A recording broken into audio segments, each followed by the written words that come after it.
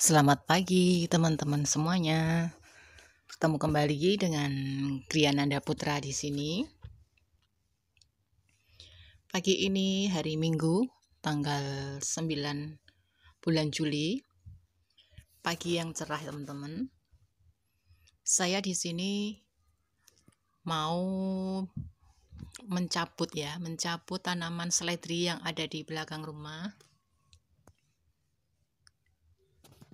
Yang sudah saya anggap itu sudah tua ya, sudah saatnya diganti dengan yang muda atau bibitnya lagi ya.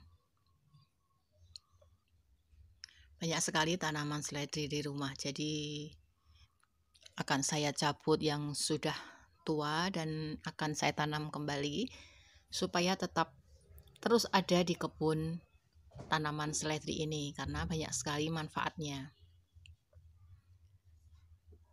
Manfaat tanaman seledri yang saya rasakan ya untuk saya sekeluarga selain untuk tambahan dalam masakan ya. Kalau kita masak sayur yang berkuah bening atau sup atau soto apapun yang membutuhkan taburan daun seledri. Juga saya manfaatkan sebagai penurun tensi ya. Kebetulan ada yang tensinya itu tinggi sekali ya teman-teman. Saya blenderkan daun-daun seledri ini juga mentimun dengan hanya beberapa tangkai saja ya. Alhamdulillah beliau sudah merasakan enak ya, kepalanya sudah tidak sakit ya, tensinya sudah turun. Pagi ini banyak sekali tanaman saya yang roboh ya teman-teman karena kemarin hujan deras sekali. Dan ini nampak ya media tanam saya itu lembab sekali karena kemarin deras. Hujannya deras siang sampai sore ya teman-teman. Inilah tanaman seledri yang akan saya ambil karena saya anggap ini sudah tua ya teman-teman. Kita cabut saja. Ini nanti media tanamnya akan saya tanami lagi dengan tanaman seledri yang baru ya. Dan tanaman seledri ini nanti akan saya tanam lagi, tetapi batang-batangnya akan saya potong seperti kita menanam daun bawang. Nanti daun seledrinya yang masih bagus akan saya manfaatkan. Sementara akar dan batang yang tua akan saya tanam lagi. Media ini gembur sekali ya teman-teman, tapi karena terkena hujan ya. Kemarin hujan terlihat ini basah sekali. Dengan sangat mudah kita cabut ya. Daun sop atau tanaman seledri ini banyak sekali teman-teman kegunaannya di rumah ya. Hampir setiap hari kita petik ya. Ini dulu saya tanam dari kecil sampai tua, sampai dia beranak. Tunas-tunas baru saya pisah, saya tangkarkan ke pot-pot yang lain atau ke pipa-pipa. Banyak sekali teman-teman.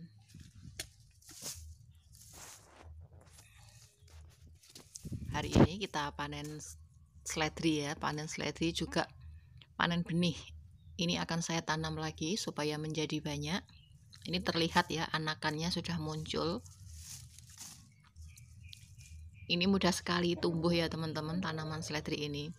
Akarnya juga banyak, tetapi dia tidak begitu repot ya dalam penanamannya. Dia butuh sinar matahari yang cukup, yang biasa saja. Saya taruh di tempat yang terik juga tidak apa-apa, di tempat yang teduh juga tidak apa-apa. Ini dulu berawal dari beberapa, jadi sudah banyak sekali ya tanaman seledrinya. Ini sudah tua. Kemarin habis saya petik untuk bikin mie. Sekarang saya cabut saja, ganti nanti dengan tanaman yang masih kecil. Atau ini nanti kita tanam ulang ya, dengan menanam batangnya. Banyak sekali saya tanam seledri di belakang ya, di pot-pot kecil ini ataupun di pipa. Saya juga mau menanam lagi. Dulu saya pernah menanam di planter bag ya. Bisa teman-teman lihat di video saya yang terdahulu. Saya menanam di planter bag dengan sawi pakcoy dan seledri ya.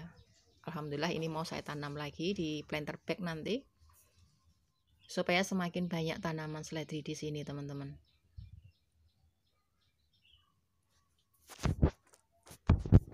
Banyak sekali manfaat menanam sayur di rumah. Kalau kita mau bikin masakan, kita tinggal ambil ya. Kalau jauh dari warung atau pasar, tidak usah repot-repot ya, tinggal ambil di belakang, kita petik, kita olah. Ini pohon pepaya ini saya tanam dari biji juga dulu teman-teman. Ini setiap hari juga saya petik daunnya untuk dibikin lalap.